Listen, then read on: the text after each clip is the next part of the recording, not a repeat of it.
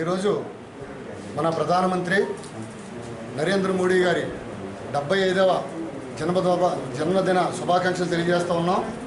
అందులో భాగంగా దేశవ్యాప్తంగా మరి దేశం నుంచి గ్రామాల వరకు ఆయన పుట్టినరోజు కార్యక్రమాల్లో రక్తదానాలు కానీ అన్నదానాలు కానీ అనేక రకాల కార్యక్రమాలు జరుగుతూ ఉన్నాయి.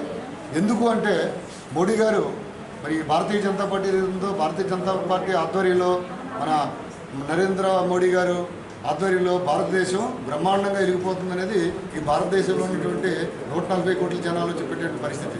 అట్లాంటి పరిస్థితిలో ఎందుకంటే అంతకుముందు ఉన్నటువంటి మోడీ ముందు అనేటువంటి అనేక రకాల కార్యక్రమాలలో భాగంగా చూస్తే మన దేశం ఆర్థికంగా కానీ సామాజికంగా కానీ లేకపోతే రోడ్స్ కానీ నదుల అనుసంధానం కానీ నేషనల్ హైవేస్ కానీ ఇట్లా ప్రతి ప్రోగ్రాంలోనే ప్రతి కార్యక్రమం కూడా మన దేశం ముందుకెళ్తూ ఉంది.